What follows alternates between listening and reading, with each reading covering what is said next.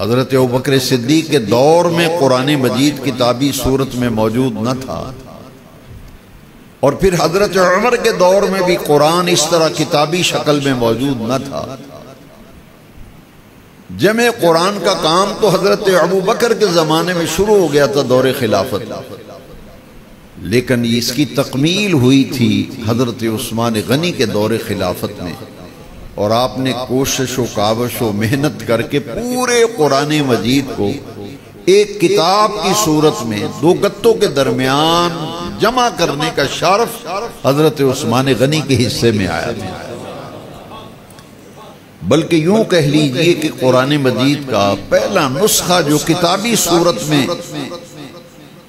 تیار کیا گیا وہ حضرت عثمان غنی کے ہاتھوں سے جمع ہوا تھا، اس لیے ان کا لقب ہے جامع قرآن۔ یہ اتنی بڑی فضیلت ہے جو حضرت عثمان کے حصے میں آئی تھی، اور پھر حضور نے اپنے ہاتھ کو عثمان غنی کا ہاتھ کہا، رب کریم نے اپنے محبوب کے ہاتھ کو اپنا ہاتھ کہا۔ یہ قرآن شریف کی آیت ہے، اس میں بہت سارے سوالوں کا جواب آ رہا ہے کہ ان الذین یبایعونک انما یبایعون اللہ، کہ اے محبوب آپ کے ہاتھ پہ بیعت نہیں کر رہے، یہ تو اللہ کے ہاتھ پہ بیعت کر رہے ہیں۔ جیسے غزوہ بدر میں نبی کریم علیہ السلام نے کنکریوں کی مٹھی بھر کر کفار کی طرف پھینکی تو رب کریم نے وہی نازل کی، آیت نازل ہوئی وما رمیت اذ رمیت ولکن اللہ رما۔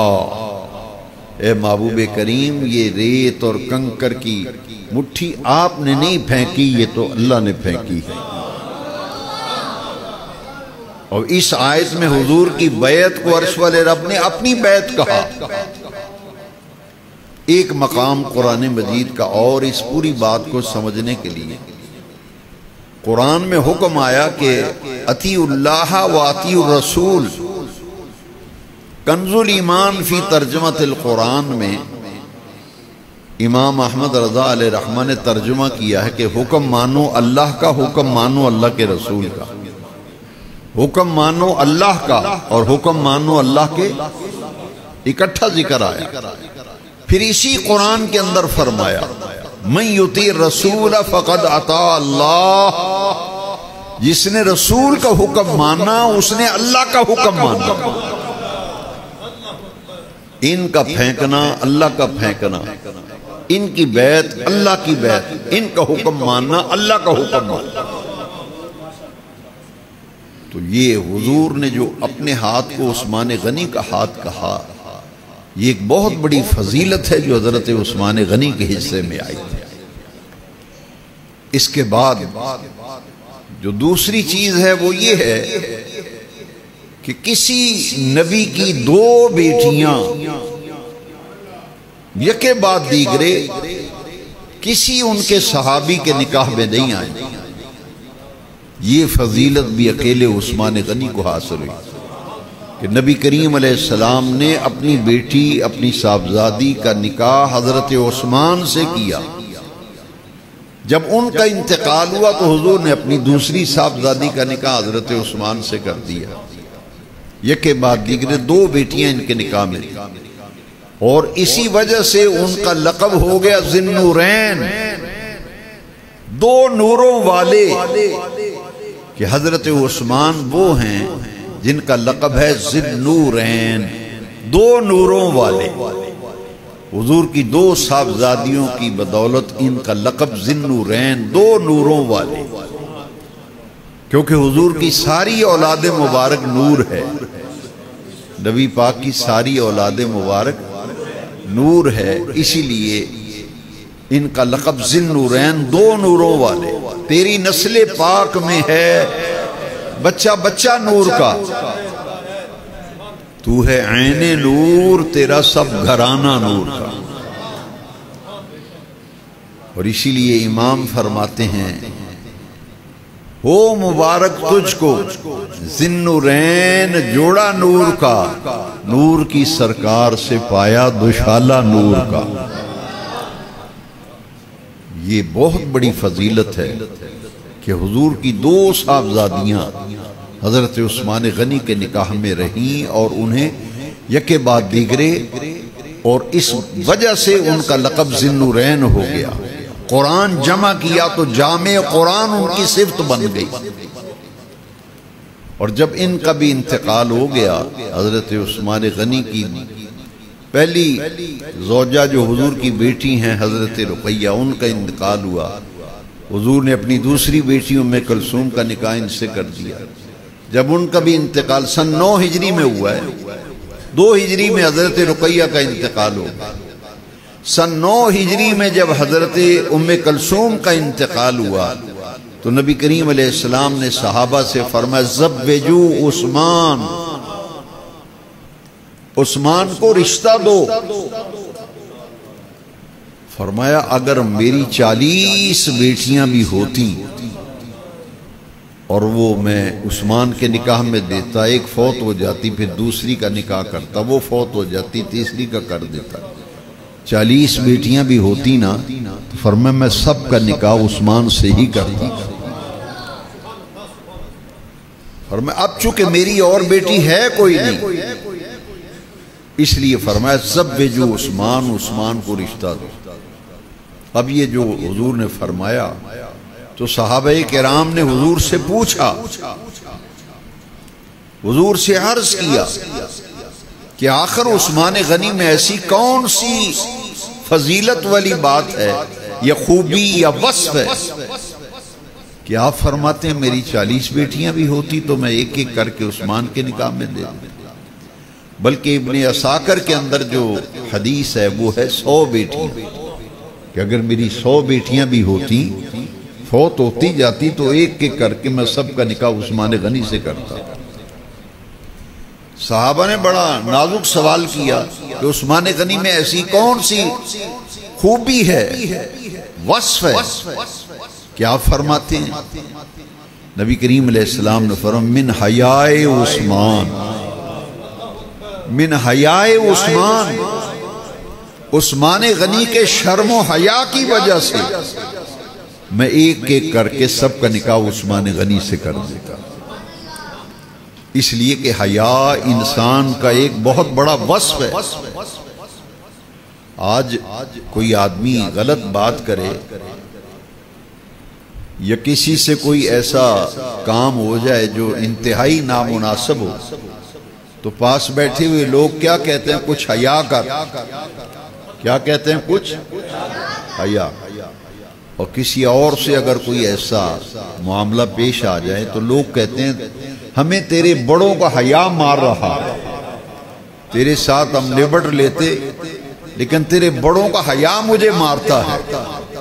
معلوم یہ ہوا کہ حیا بہت بڑی ایک چیز ہے۔ حضرت سیدنا امام حسین نبی کریم علیہ السلام سے ایک حدیث روایت کرتے ہیں کہ نبی کریم علیہ السلام نے فرمایا کہ حیا اسلام کا لباس ہے، حیا اسلام کا لباس ہے۔ لباس جسم کو چھپاتا ہے، لباس اس لیے پہنا جاتا ہے جسم کو چھپاتا ہے۔ تو انسان کا وصف حیا اتنی بڑی خوبی ہے کہ حضور نے فرمایا یہ اسلام کا لباس جو ہے وہ حیا ہے۔ حضرت عثمان غنی کے فضائل میں سے ایک چوٹی کا وصف اور خوبی حیاء عثمان ہے۔ اس پر ایک حدیث شریف صرف میں عرض کروں گا کہ نبی کریم علیہ السلام اپنے گھر میں آرام فرما تھے، دروازے پہ دستک ہوئی، فرمایا دیکھو کون آیا ہے؟ عرض کی حضور ابو بکر صدیق آئے ہیں ملاقات کے لیے۔ حضور بے تکلفی سے لیٹے ہوئے تھے اور آپ کی پنڈلی مبارک سے تہمت جو ہے تھوڑا سا ہٹا ہوا تھا۔ حضور اسی طرح لیٹے رہے، ابو بکر آئے مل کے چلے گئے، پھر حضرت عمر آئے ملاقات کر کے چلے گئے۔ تھوڑے ہی وقفے کے بعد پھر دروازے پہ دستک ہوئی، حضور نے فرمایا دیکھو کون آیا ہے ملنے کے لیے؟ عرض کی حضور عثمان آئے ہیں ملنے کے لیے۔ جیسے ہی عثمان کا نام سنا نبی کریم علیہ السلام اٹھ کر بیٹھ گئے، کپڑوں کو سمیٹ لیا، پنڈلی مبارک پہ کپڑا ڈال لیا، فرمایا اب بلاؤ عثمان کو۔ وہ بھی ملاقات کر کے چلے گئے۔ جب وہ چلے گئے تو حضرت ام المومنین عائشہ صدیقہ رضی اللہ تعالی انہوں نے حضور سے پوچھا کہ آج ہم نے ایک عجیب معاملہ دیکھا کہ آپ بے تکلفی سے لیٹے ہوئے ہیں، ابو بکر آئے ہیں، آپ اسی طرح بے تکلفی سے لیٹے رہے۔ وہ چلے گئے، پھر عمر آئے، اسی طرح آپ لیٹے رہے، وہ چلے گئے۔ عثمان غنی کے آنے پر آپ نے اتنا اہتمام فرمایا کہ آپ اٹھ کر بیٹھ بھی گئے، کپڑے بھی سمیٹ لیے۔ تو حضور ان کے آنے پہ اتنا اہتمام، اس کی کیا وجہ ہے؟ تو حضور نے جو جواب دیا نا، فضائل و مناقب عثمان غنی میں یہ ایک بڑی چوٹی کی فضیلت ہے، اونچے درجے کی فضیلت۔ حضور نے جواب میں کیا فرمایا؟ الا استحیی من رجل تستحیی الملائکۃ منہ۔ فرمایا اے عائشہ، میں اس شخص سے کیوں نہ حیا کروں جس سے آسمان کے سارے فرشتے بھی حیا کرتے۔ الا استحیی من رجل تستحیی الملائکۃ منہ، اس شخص سے میں حیا کیوں نہ کروں جس سے آسمان کے سارے فرشتے بھی حیا کرتے۔ یہ ہے عثمان غنی رضی اللہ۔ اور ابن عساکر میں ایک اور حدیث ہے، نبی کریم علیہ السلام نے فرمایا تستحیی الملائکۃ من عثمان کما تستحیی من اللہ ورسولہ، کہ آسمان کے سارے فرشتے عثمان غنی سے اس طرح حیا کرتے ہیں جس طرح اللہ اور اس کے رسول سے حیا کرتے ہیں۔ کوئی معمولی ہستیاں ہیں یہ جن کی شان میں قرآن میں آیتیں آئی ہیں۔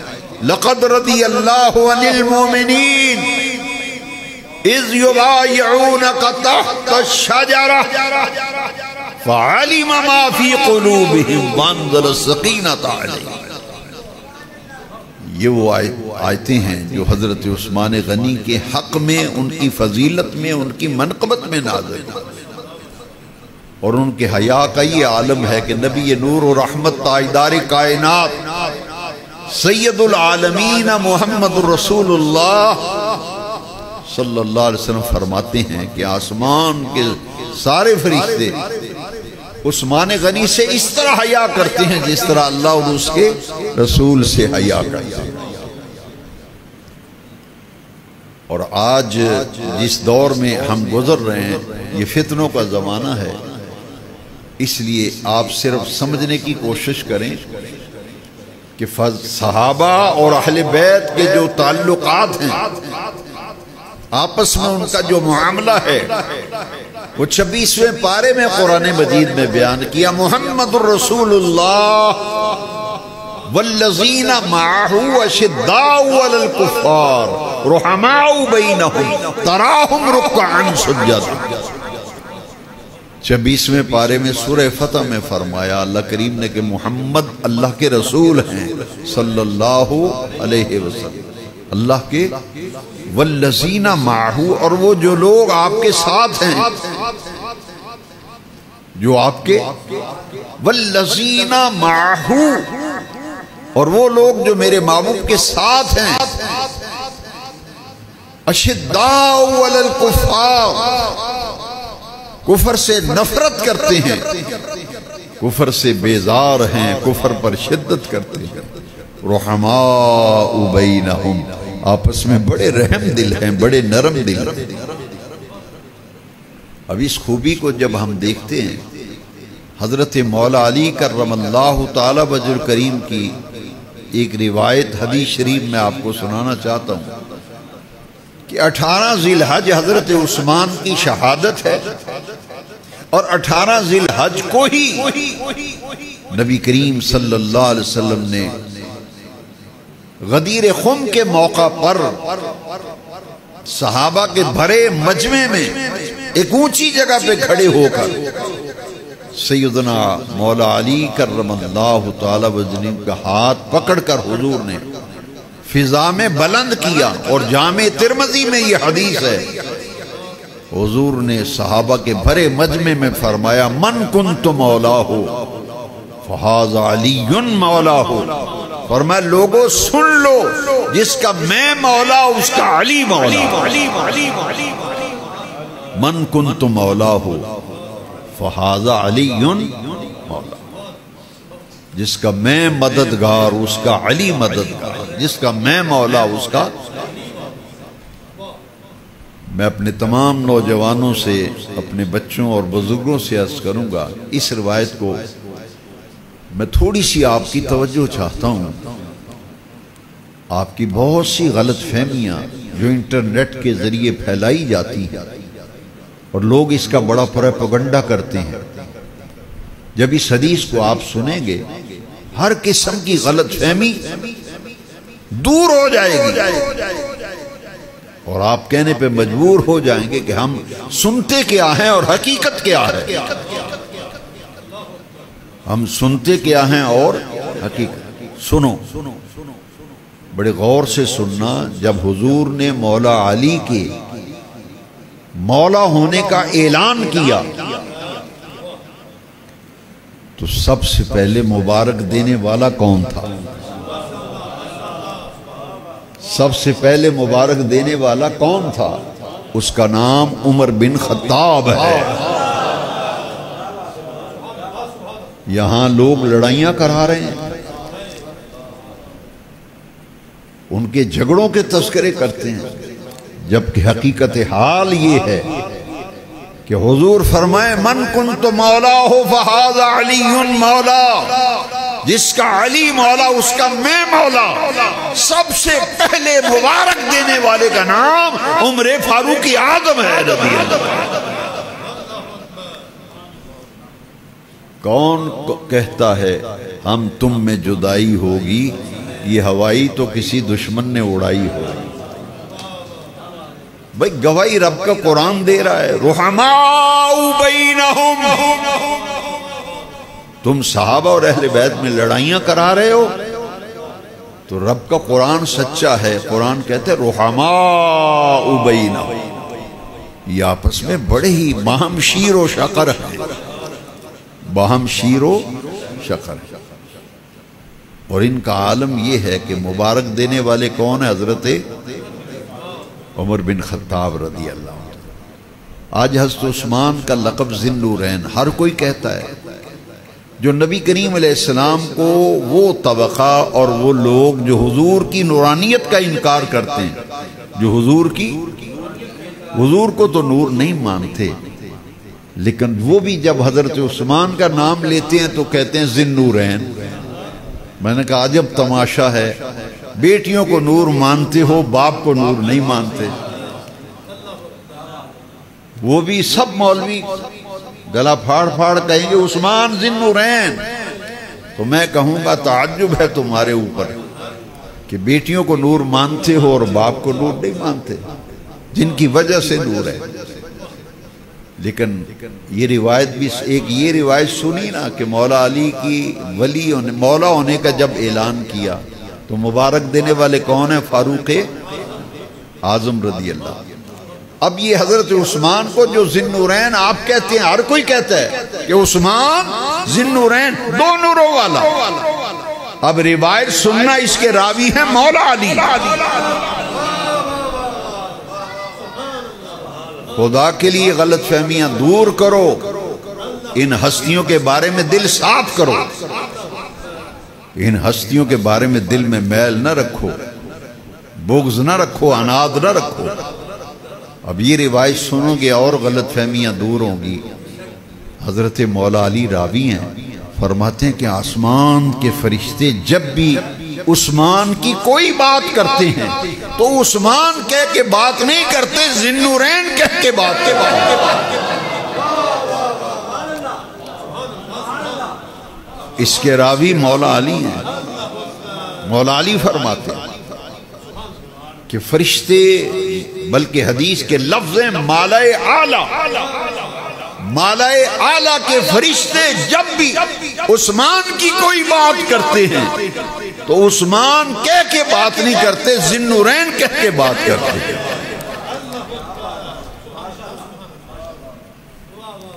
یہ ہیں آپس میں ان کے معاملات اور تعلقات۔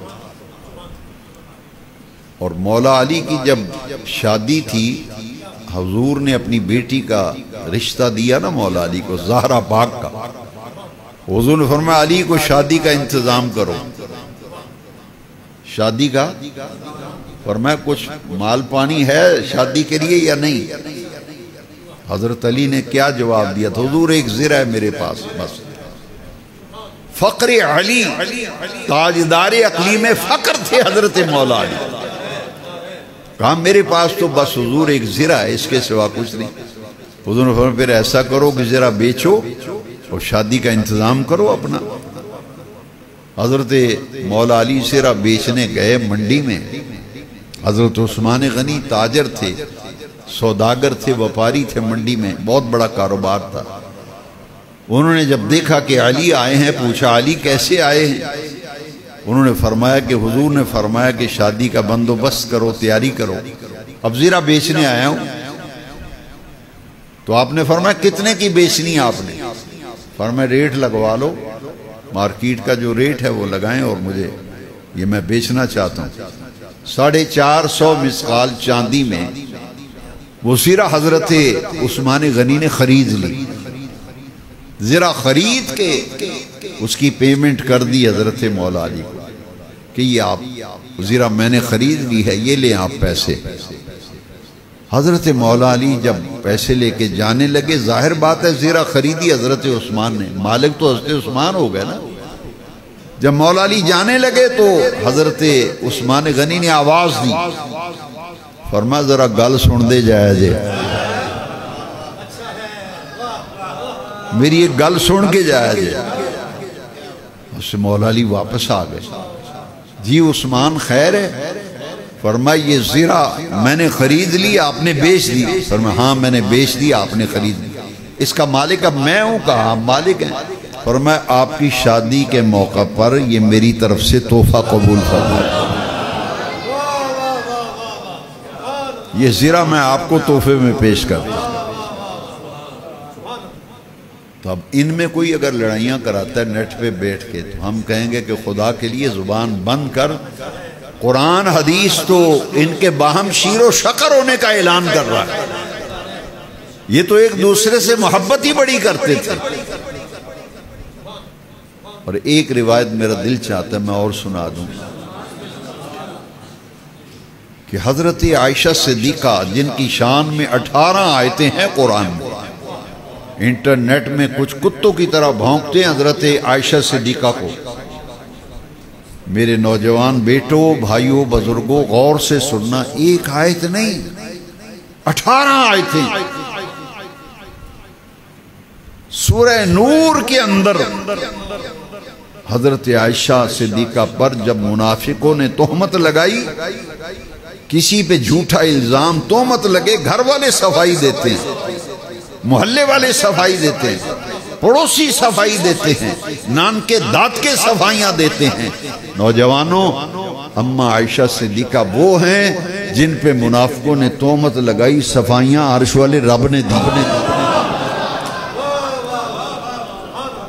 اور پھر یہ بات آج دل پہ لکھ کے لے جاؤ، ایک آیت نہیں میرے نوجوان ساتھیوں، 18 آیتیں سورہ نور میں حضرت عائشہ صدیقہ کی پاک دامنی پر 18 آیتیں قرآن میں نازل۔ تم لڑائیاں کراتے پھرتے ہو، نوجوانوں کو گمراہی پھیل رہی ہے۔ حضرت عائشہ صدیقہ نے ایک دن حضرت ابوبکر صدیق سے پوچھا، ابوبکر صدیق باپ ہیں، حضرت عائشہ صدیقہ بیٹی ہیں، باپ بیٹی بیٹھے ہوئے تھے۔ تو عائشہ صدیقہ نے پوچھا، ابا جی ایک بات تو بتائیں، میں دیکھتی ہوں جب بھی مجمع میں آپ ہوتے ہیں اور علی بھی ہوتے ہیں، آپ پوری محفل میں علی کے چہرے کو دیکھتے رہتے ہیں، آپ کی نگاہیں علی کے چہرے سے ہٹتی نہیں، یہ کیا وجہ ہے کہ آپ کی نگاہوں کا مرکز علی ہوتے ہیں؟ اب جواب سنیے ذرا، یہ پھر لڑائیاں کراتے پھرتے ہیں. ان کی بات صحیح ہے یا جو حدیث میں آیا وہ صحیح ہے, جو قرآن میں آیا ہے وہ صحیح ہے؟ غور سے سننا جواب اور دلوں پہ لکھ لینا. سیدنا صدیق اکبر نے کہا کہ بیٹی عائشہ اس لیے نہیں نگاہیں ہٹاتا علی کے چہرے سے. سمیت رسول اللہ صلی اللہ علیہ وسلم یقول, میں اپنی کناں نال نبی پاک کو سنیا, میں اپنی کناں نال نبی پاک کو کی سنے, النظر الی وجہ علی عبادہ. میرے نبی پاک نے فرمایا کہ علی کے چہرے کو دیکھنا بھی عبادت ہے.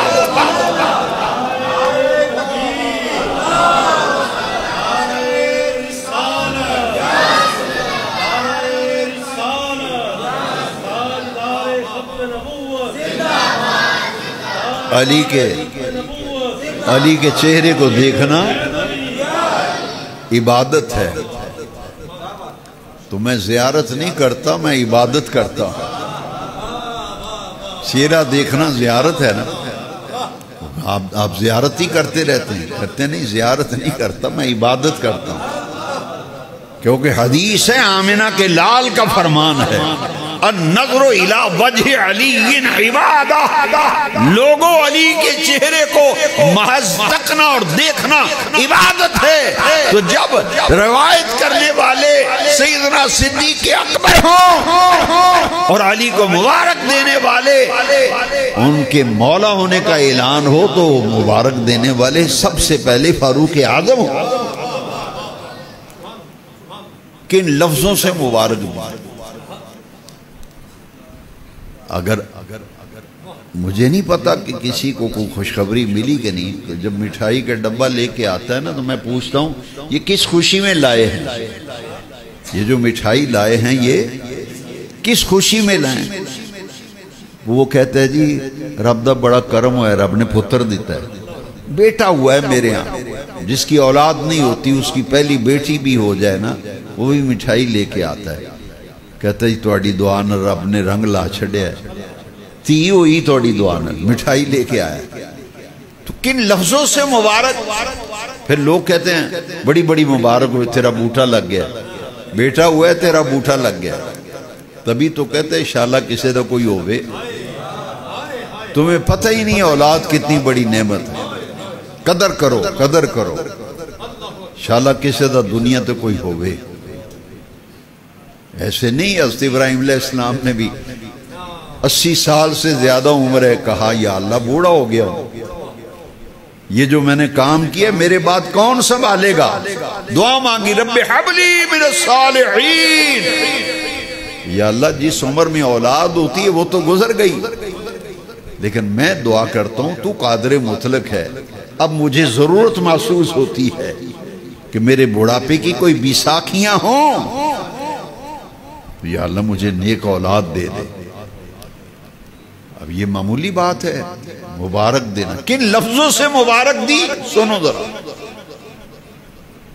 جب مولا کریم مولا علی کی مولائیت کا اعلان حضور نے کیا, من کنت مولا ہو فہذا علی مولا ہو, امیر عمر نے فاروق اعظم نے ان لفظوں سے مبارک دی, علی مبارک ہو, مبارک ہو. تاجدار کائنات نے آپ کو مولا کا لقب عطا کیا, اے علی مبارک ہو, تم مولا بھی ہو میرے بھی مولا ہو. مولایا مولایا و مولا کل مومن, اے علی تم میرے بھی مولا ہو اور ہر مومن کے آپ مولا ہو.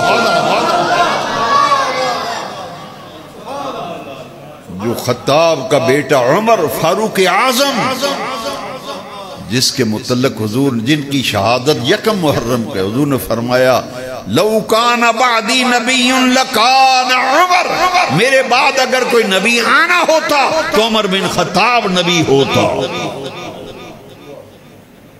اس شان کا مالک جب مولا علی کی مولائیت کا اعلان ہوتا ہے تو مبارک عمر فاروق اعظم دیتے. کہتے ہیں انت مولایا، مولایا کا معنی ہے آپ میرے بھی مولا ہیں، انت مولایا و مولا کل مومن، اے علی تم عمر کے بھی مولا ہو اور ہر ایمان والے کے آپ مولا ہو۔ تو یہ ہیں صحابہ اور اہل بیت، ان کا آپس میں تعلق دیکھیں۔ تو یہ حضرت عثمان کی شہادت گزر چکی 18 ذی الحج، آج 24 ذی الحج ہے، 26 پرسوں ہے۔ 26 کو فجر کی نماز کے لیے حضرت عمر مصلی پہ آئے، نماز پڑھانے کے لیے تکبیر ہو گئی، آپ نے اللہ اکبر کہا اور اللہ اکبر کہہ کے ہاتھ ابھی ایسے کیے ہی تھے تو ابو لولو فیروز نامی مجوسی کافر اس نے خنجر سے حملہ کیا محراب نبوی میں، مسجد نبوی میں حضرت فاروق اعظم پر۔ اب شدید زخمی ہو کے جب گرے، لوگ اٹھانے لگے نا، دیکھیے یہ ہستیاں کیسی ہیں، آپ نے فرمایا مجھے چھوڑ دو، پہلے نماز پڑھ لو،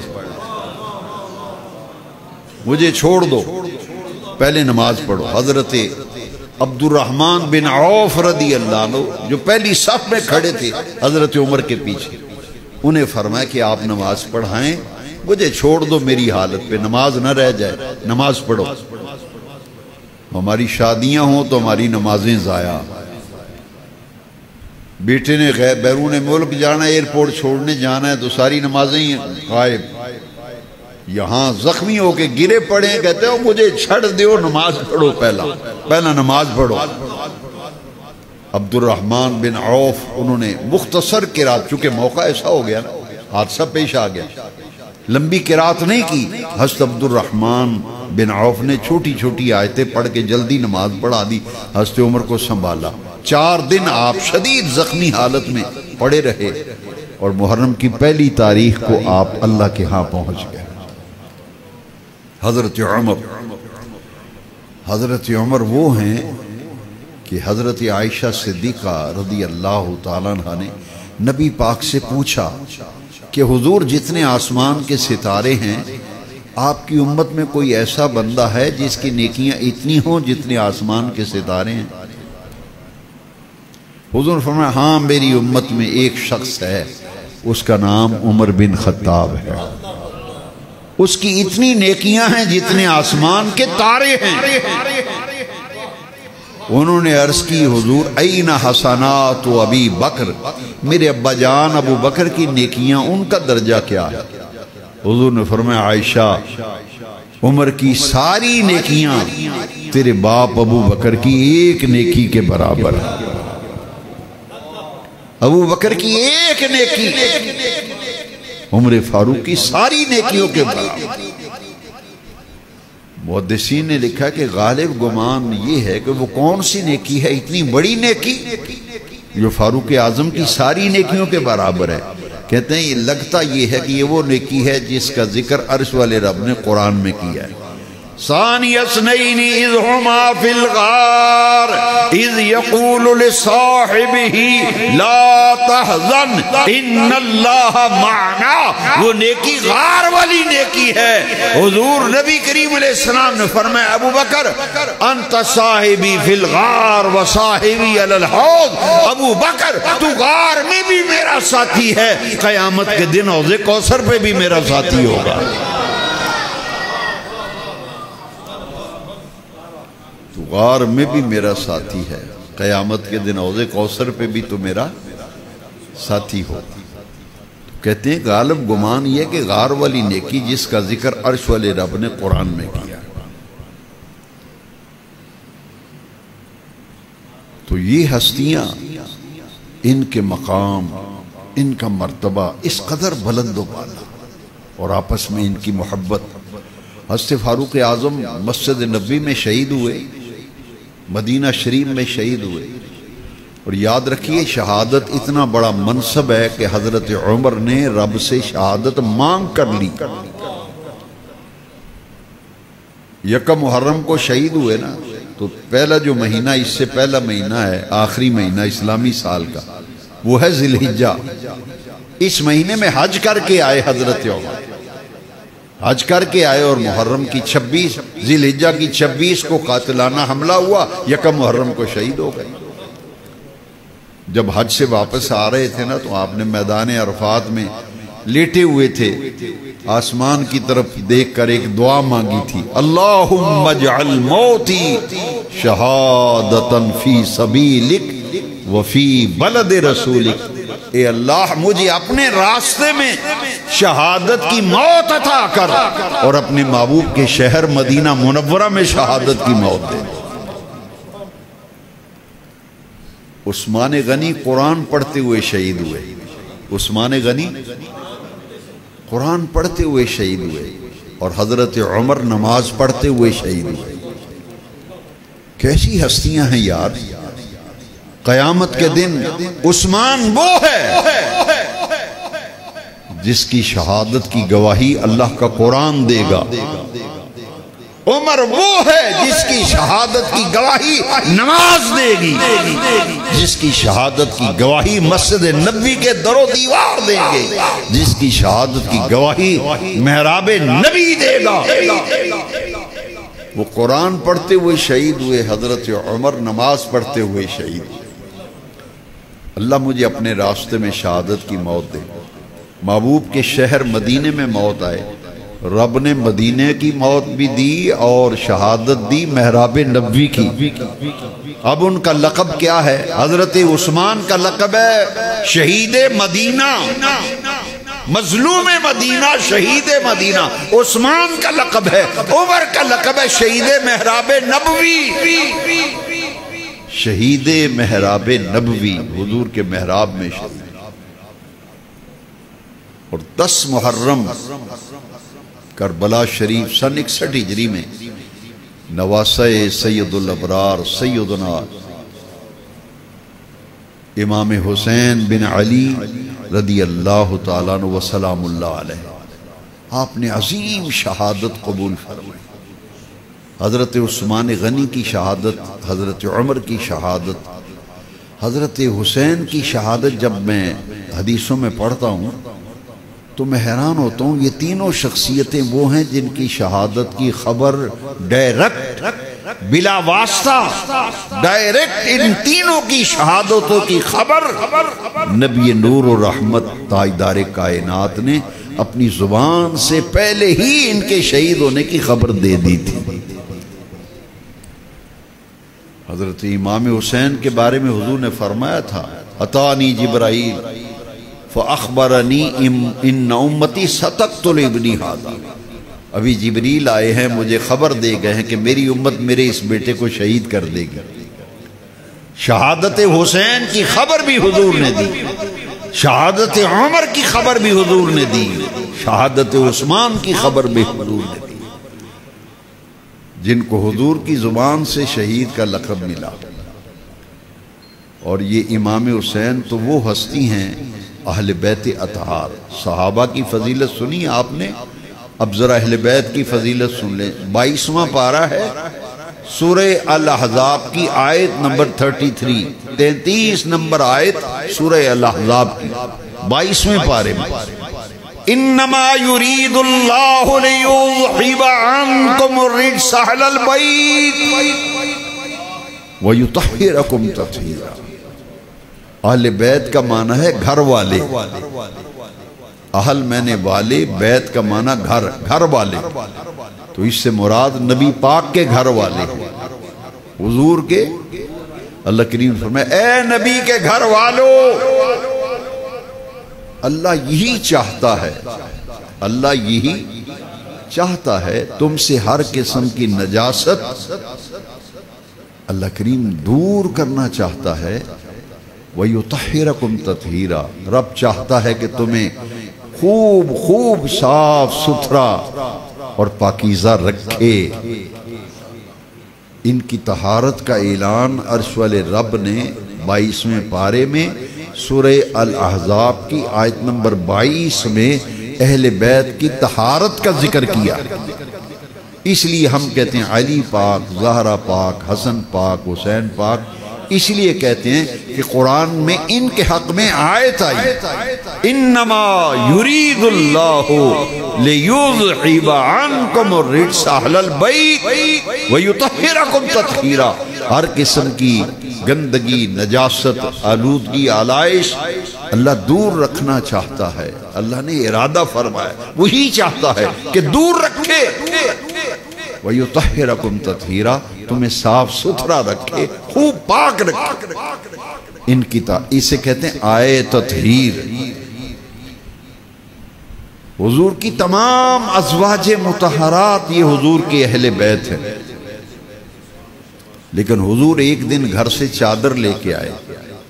چادر لے کے آئے حضور، چادر کو پھیلایا، مولا علی کو بلا کر چادر کے نیچے بٹھایا، زہرا پاک کو بلایا، چادر کے نیچے بٹھا لیا، سیدنا حسن پاک کو بلایا، سیدنا حسین پاک کو چادر کے نیچے بٹھایا۔ بٹھا کر نبی کریم علیہ السلام نے آسمان کو دیکھ کر فرمایا اللہم ہؤلاء اہل بیتی، یا اللہ یہ بھی میرے اہل بیت ہیں، وطہرہم تطہیرا، باری تعالیٰ انہیں ایسے پاک کر دے جیسے پاک کرنے کا حق ہوتا ہے۔ زبان رسالت سے انہیں ٹائٹل ملا اہل بیت کا، یہ میرے اہل بیت ہیں۔ یہ میرا اپنا ذوق ہے، کسی کتاب میں یہ نہیں لکھا، میرا اپنا ذوق ہے کہ ان کو حضور نے بلا کر چادر کے نیچے لے کر ان کے لیے فرمایا یہ میرے اہل بیت ہیں، اس لیے فرمایا تاکہ قیامت تک ان کے اہل بیت ہونے کا کوئی انکار نہ کر سکے۔ ان کے اہل بیت ہونے کا کوئی انکار، کیونکہ زبان رسالت سے انہیں ٹائٹل مل گیا یہ میرے اہل بیت ہیں، یا اللہ انہیں ایسے پاک کر دے جیسے پاک کرنے کا حق ہوتا۔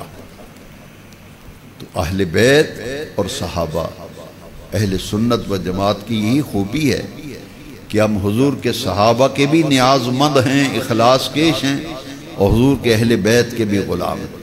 یہی راہ نجات ہے، یہی صراط مستقیم ہے۔ لوگ غلط فہمی کا شکار ہو کر کچھ صحابہ کی بے ادبی کر بیٹھتے ہیں، کچھ اہل بیت کی بے ادبی کر بیٹھتے ہیں۔ اس لیے بے ادبی سے بچنا ہے، ذرا سی بے ادبی صحابہ کی ہو یا اہل بیت بندے کی تباہی ہو جاتی ہے۔ اس لیے کہ صحابہ کی عزت و عظمت کا پرچار عرش والے رب نے قرآن میں کیا، تو حضور کے اہل بیت کی عزت و عظمت و طہارت اور ان کے تقدس کا پرچار عرش والے رب نے قرآن میں کیا۔ اس لیے زندگی بھر اسی راستے پر ڈٹے رہنا، قائم رہنا، کسی کی باتوں کے چکر میں نہ آنا۔ میرے امام نے بڑی پیاری بات کہی ہے، اور یہی صحیح راستہ ہے، یہی راہ ہدایت ہے، یہی راہ نجات ہے۔ اس سے ادھر ادھر جو ہوا سمجھو بگڑ گیا، پھسل گیا۔ وہ کیا راستہ ہے کہ اہل سنت کا ہے بیڑا پار، اہل سنت کا ہے بیڑا پار، کہ اصحاب حضور نجم ہیں اور ناؤ ہے عطرت رسول اللہ۔ یہ جو میرے امام نے فرمایا نا، یہ دونوں حدیثوں کا ترجمہ ہے، دو حدیثوں کا ترجمہ امام نے ایک شعر میں کیا ہے۔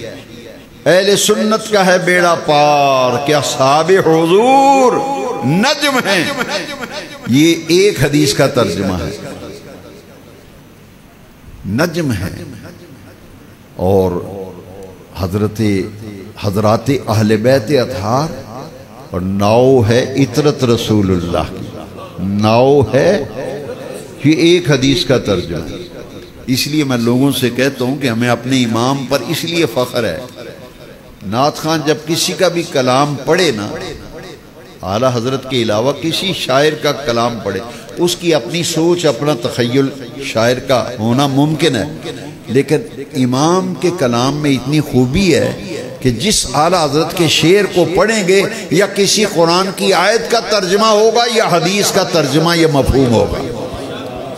اب شعر ایک ہے، حدیثیں دو آئی ہیں، شعر ایک ہے اور ایک شعر میں دو حدیثیں امام نے بیان کی۔ اب دونوں حدیثیں سنیں پھر دعا کرتے ہیں۔ پہلی حدیث حضور نے فرمایا اصحابی کالنجوم بأیہم اقتدیتم اہتدیتم، فرمایا میرے تمام صحابہ یہ ستاروں کی مثل ہیں، ستاروں کی مانند ہیں، ستاروں کی طرح ہیں، ستاروں کی طرح ہیں، ستاروں کی مثل ہیں۔ اصحابی کالنجوم بأیہم اقتدیتم اہتدیتم، جس کی بھی پیروی کرو گے، جس کی بھی پیروی کرو گے، میرے صحابہ ستاروں کی مثل، ستاروں کی طرح، ستاروں کی مانند ہیں، جس کی پیروی کرو گے ہدایت پالو گے، تمہیں ہدایت مل جائے گی۔ تو یہ آسمان ہدایت کے درخشندہ ستارے ہیں صحابہ۔ اب دوسری حدیث جو اسی شعر میں ہے، ناؤ ہے عطرت رسول، حضور نے فرمایا مثل اہل بیتی کسفینۃ نوح فمن رقبها فقد نجا ومن تخلف عنها فقد ہلک۔ لوگوں میرے اہل بیت کی مثال اس طرح ہے جیسے نوح علیہ السلام کی کشتی ہے، سفینہ ہے، جو سوار ہو گیا وہ نجات پا گیا، اور جو سوار ہونے سے رہ گیا وہ ڈوب گیا۔ کشتی پانی میں چلتی ہے، جو سوار ہو گیا فقد نجا، وہ نجات پا گیا، اور جو سوار ہونے سے رہ گیا فقد ہلک، اور وہ ڈوب گیا۔ شعر ایک ہے، حدیثیں دو ہیں۔ صحابہ آسمان ہدایت کے درخشندہ ستارے ہیں، اور اہل بیت کی مثال کشتی نوح کی طرح ہے، جو سوار ہو گیا وہ نجات پا گیا۔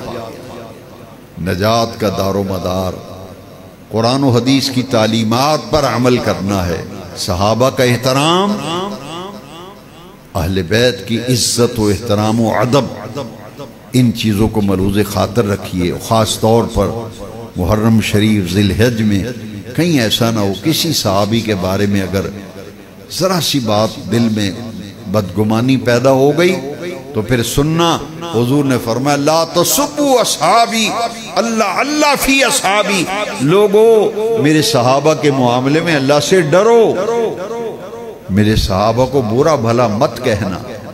فَإِنَّهُمْ خَيَارُكُمْ اکرموا اصحابی، اکرموا اصحابی، میرے صحابہ کی عزت کرو، یہ حدیث ہے، اکرموا اصحابی، میرے صحابہ کی عزت کرو۔ فَإِنَّهُمْ خَيَارُكُمْ، اس لیے کہ میرے تمام صحابہ تم سب میں سے بہتر ہیں، تم سب میں سے۔ الحمدللہ ہم شہادت عثمان غنی بھی مناتے ہیں، شہادت فاروق اعظم بھی مناتے ہیں۔ 10 محرم کو یوم عاشورہ کو حسین پاک، سخی حسین پاک لجپال، آپ کا دن بھی شہادت کا مناتے ہیں، خوب نیاز دیتے ہیں، لنگر پکاتے ہیں، اس لیے کہ اہل سنت کا ہے بیڑا پار، کیا صحاب حضور نجم ہیں اور ناؤ ہے عطرت رسول۔ وآخر دعوانا